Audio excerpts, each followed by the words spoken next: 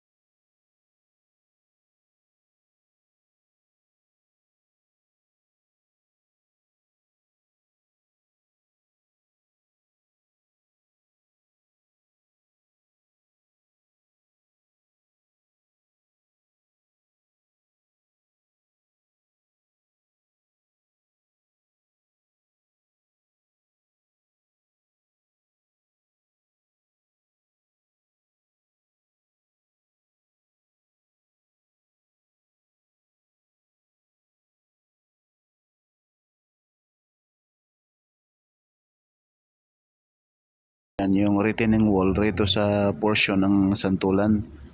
Napakahaba na rin pala.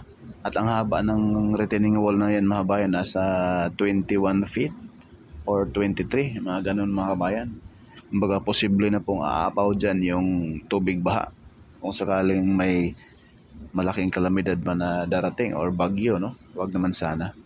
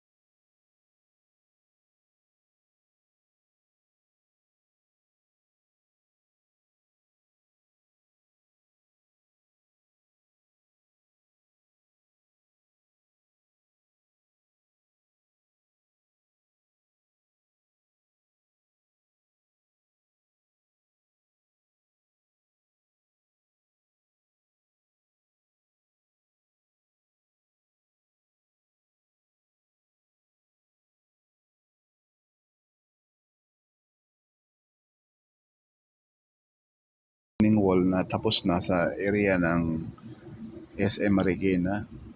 Ayan po yung LRT2. Halos kadikit na po dyan mga kabayan. Ang haba ng retaining wall na yan, siguro standard din eh. Mga hindi ako nagkakamali mga bayan, kung mali man ay nasa 20 feet, no? 23 or 21 or hanggang dyan lang yan mga bayan, yung haba ng retaining wall. So kung aapaw man yung baha dyan ay imposible na, no? Dahil lalalim pa po itong Marikina River dahil full blast na po ang pag-dredging.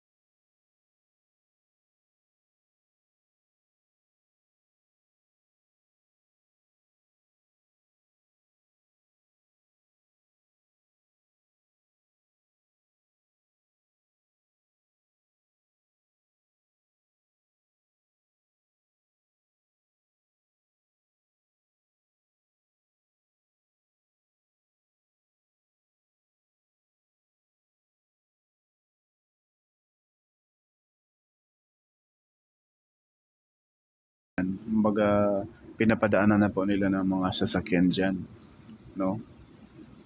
So, wala na pong mga squatter dyan na makatayo ng babahay dyan, mga bahay dyan sa gilid.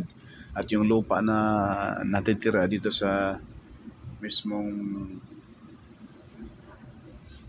ilog ay babaklasin pa yan mga kabayan. Ayan po, napakalapad na, pero yung bandang kaliwa banda mga bayan sa area ng Quezon City ay lalatagan na po yan ng retaining wall. Pakiusap po, huwag po tayo mag-skip sa ads mga bayan, napakalaking tulong na yan, at mag-subscribe na po at follow na rin sa ating FB page. Maraming salamat.